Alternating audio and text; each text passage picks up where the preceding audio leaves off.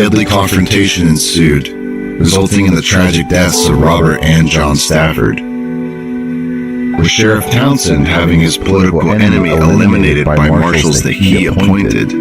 Charges against Larkin and Mary Hope were dismissed, solidifying Townsend's dominance. The Mason's Lodge, once a jail where Larkin and Marion would have been held, stood as a grim reminder of the violence that plagued this town.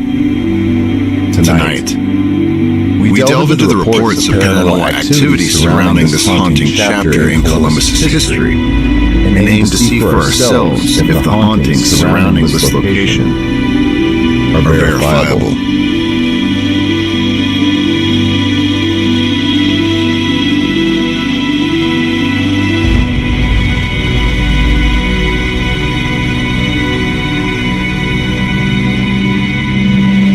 My name is Renee Long, and I'm the president of the board of directors at the Live Art Center. This town got so bad during the Stafford-Townsend feud that at one point in time we lost our incorporation with the state of Texas. It was yanked from us. They sent some of the first Texas Rangers ever in the state here to try to keep the peace. Things got incredibly violent in this town. I feel that the Stafford-Townsend feud, fueling the paranormal experiences in the town, is the most logical explanation.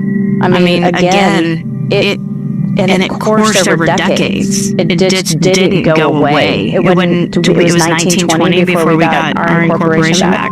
It was a long time. So this started in 1890 and went through to the 1920s. I mean, it was quite some time. And not only that, but it kind of, you will still find people to this day that you'll say, oh, well, I'm somewhat related to the hope side of things, and they'll be like, oh, I see. There's still a coldness and on this day, yeah, well, you should stay on your side of the street and I'll stay on mine, which is bizarre. It's been, I mean, it's over 100 years ago. Time to let it go. My name is James Kearney. I go by Jim. I'm a rancher and also a professor at the University of Texas. The Stafford brothers were murdered by the Hope brothers in July of 1890. It all came to a head in July of 1890 when they had this big celebration. And Bob Stafford had a son named Warren, and he would get drunk and create scenes. So at the beginning of the celebration, hundreds of people in town, Bob told Larkin Hope, he said, now, my son Warren, they're going to have a big barbecue up here at the Grove, which is a place northward of town. And he said, now, he gets drunk, I want you to just whisk him out of sight and, not make a scene. He said, okay, Mr. Stafford, I'll see what I can do. Well, sure enough, he got drunk, Warren, but instead of sort of discreetly whisking him out of sight, Larkin and his brother Marion marched him down Milam Street, all the way down, in front of all the people in handcuffs, turned right here at Springs Street right here, and there was a holding cell in the middle of the street, an open air like a cage for an animal in the middle of the street, right where the law office is there across from the courthouse, and they put him in that cage for everybody to see, and they marched him right in front of Bob Stafford's house, which is next to the Opera House there, where his mother could see him. So it was a deliberate provocation, any way you slice it. They deliberately, and then after they locked him in what they called the calaboose, that holding cell, they walked across the catty corner from the Opera House to the Nikolai Saloon. And they waited, because they knew that once Bob Stafford heard about this, he was going to be very upset. Sure enough, he heard about it. And Bob Stafford was a very tall man. I mean, you read someplace they was 6'6", but I don't think he was that tall. He was more like 6'4" or something, but he had a big beard. He was a very imposing man. Whereas the Hope brothers were sort of smallish, but so Bob marched over there, and he said, he got into it with Larkin, who was standing right at the entrance to the saloon there.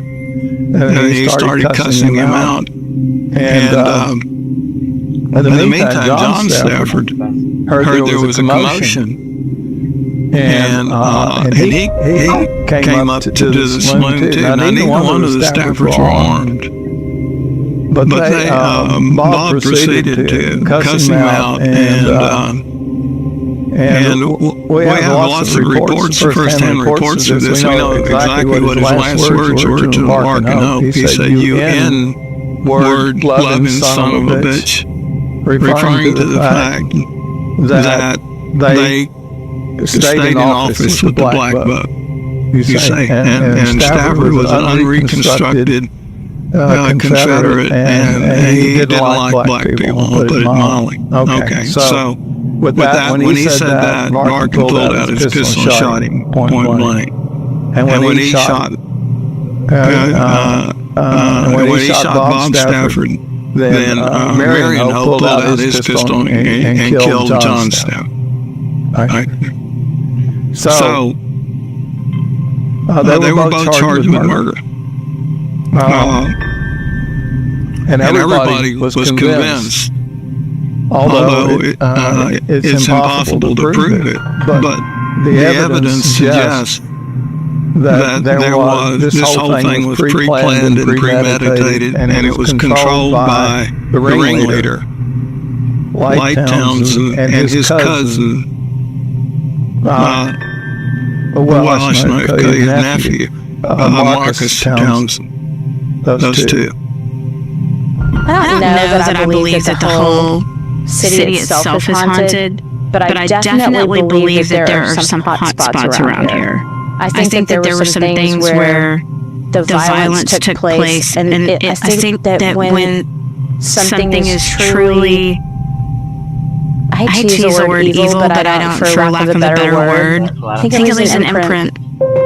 And I think that those kind of things can be difficult to escape.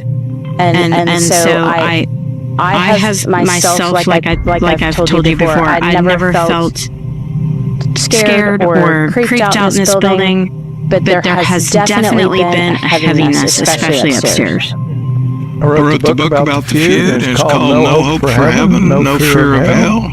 Stafford Townsend feud. It's published by the University of North Texas Press. It's available on Amazon. I have an author's page, James C. Kearney. It's also available here in town at the library. We've donated all the royalties from the book to the Nesbitt Memorial Library Foundation. So they've always got copies of the book. The documented history of the intense feud intertwined with the very fabric of the lodge's activities, vividly depicted by torn pictures of former masters adorning the walls. We secured permission that granted us unrestricted access to the lodge. Our mission, to unveil the untold tales of the paranormal, intricately woven into the Stafford Townsend feud. This hallowed ground, previously untouched by investigators, sets our nerves on edge. As we tread cautiously through its uncharted corridors, the unknown energies and lingering shadows of the past awaited us eagerly. We went first straight up to the main lodge room. That was the first place we went to. So the main lodge room is extremely intimidating because it has what me and Dylan call advanced darkness. Probably the darkest space I've ever been in, let alone investigated. So very on edge, and you can kind of tell that there's a lot of people looking at you wondering what the heck you're doing up here. So when we initially opened the gate leading up to the stairwell, I just realized that one, it was incredibly dark, and there was just like this weird ambiance emitting out of the upstairs area, and as we descended the stairs ever so slowly because it was so dark, it just had a very weird vibe. I think Brian said something about like bands of darkness, and that's a perfect way to describe it. It was weird. Constant waves of energy that were emitting in and out of the room. We would get hits of activity, and then this waves of energy would just blast into the room, and we would be chicken skinned all over, and I just couldn't explain it. It just would come, and it would go ebb and flow. Very bizarre.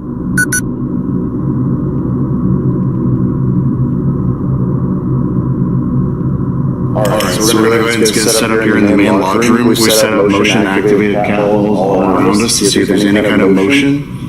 Maybe some of these Townsends or any kind of spirits, when they come and they sit down, we'll be able to detect that.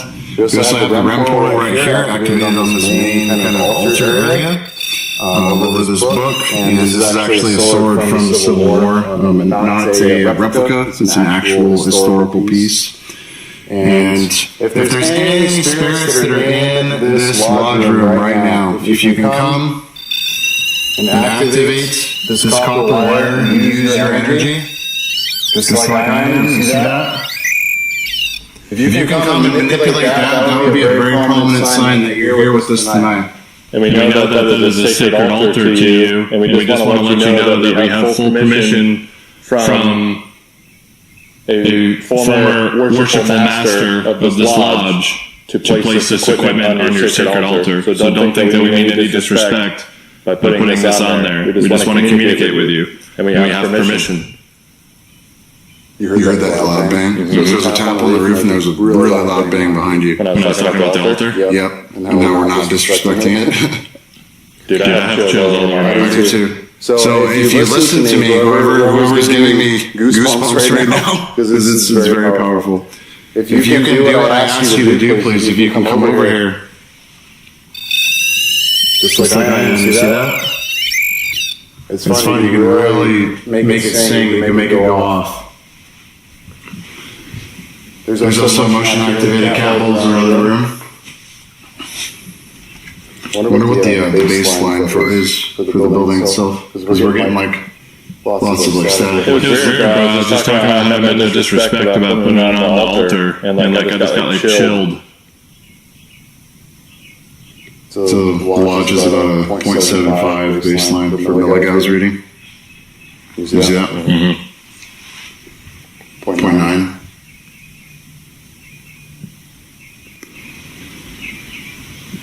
Who do we hear? Who stomped? Are you just outside the room? Please enter the room.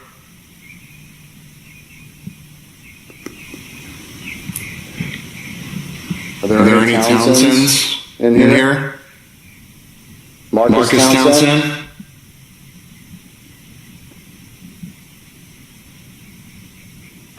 Marcus Light Townsend, you were the sheriff. Check that. History tells us that a lot of the Townsends were Masons.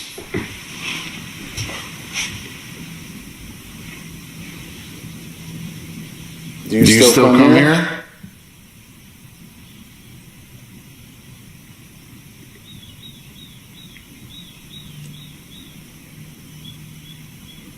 What about the Staffords?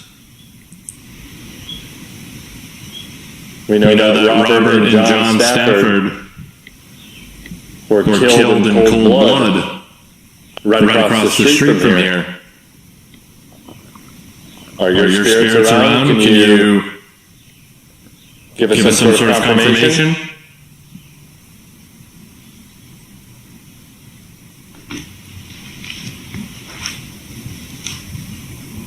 What signs can you give us? Because we thought earlier.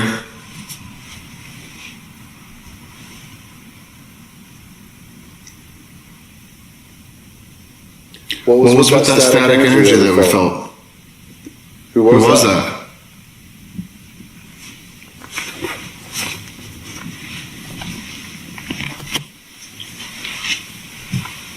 So I'm in airplane mode right now.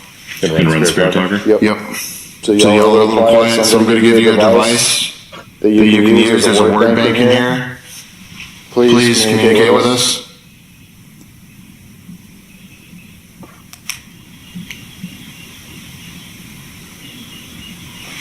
I'm going to set it right here. You can use my device. Pick any words that you want.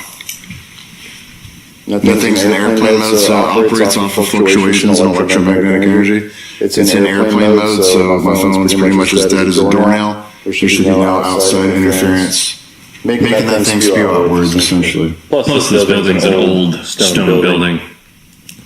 And I'm kind of scared to do lights out later, because this room has advanced darkness. It is very intense.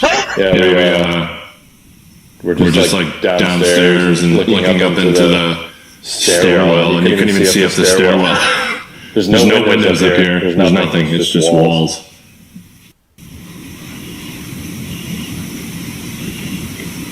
Are you okay with us trying to talk to you right now?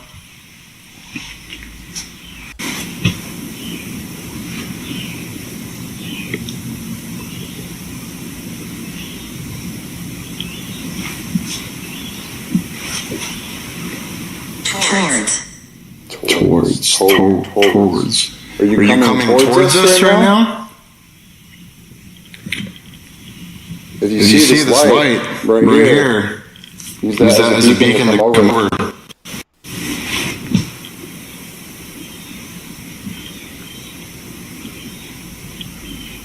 Please come towards us. We have nothing but good intentions.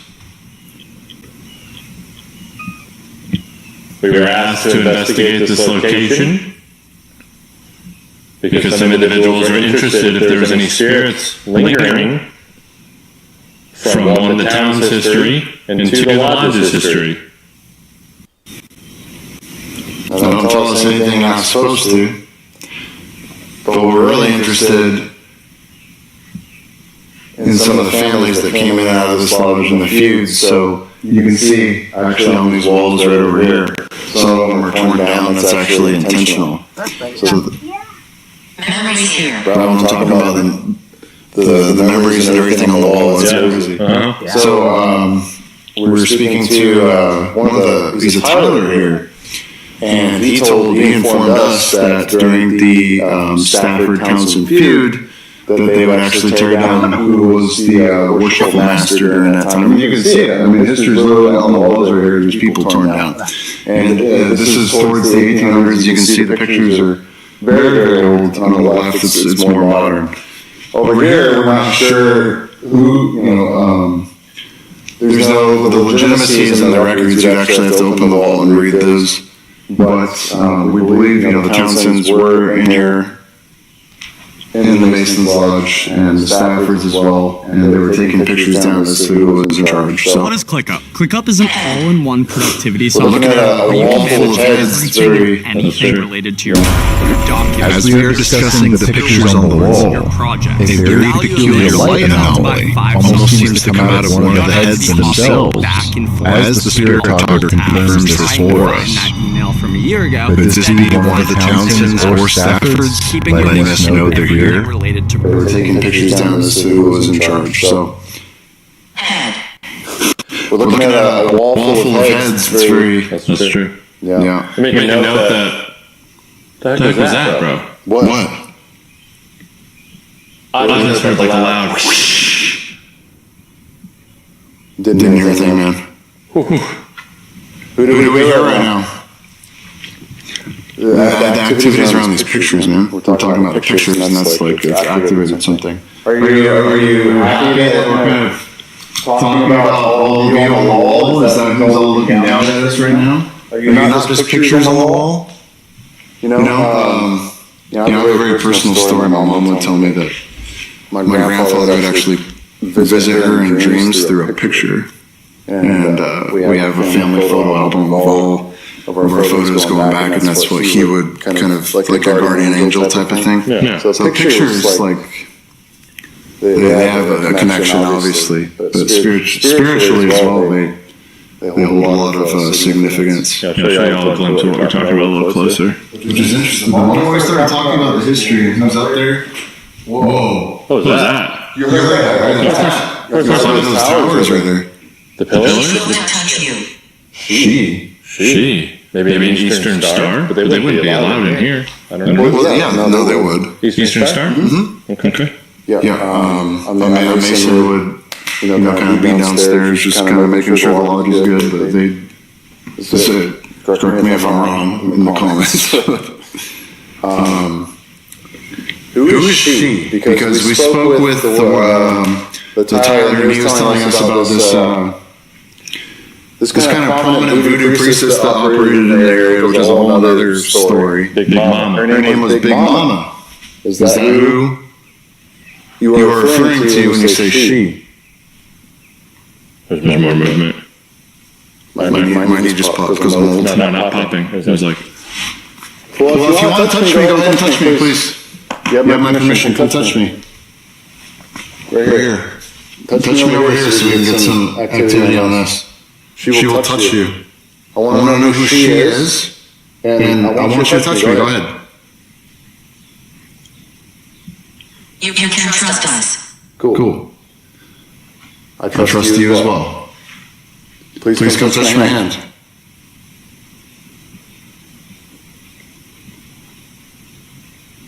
You can trust us too. We're not here to hurt you. We're not here to cleanse the space. We're not doing any of that. We literally came here to talk to you. And then we're going to leave here. But we're very happy to talk to you.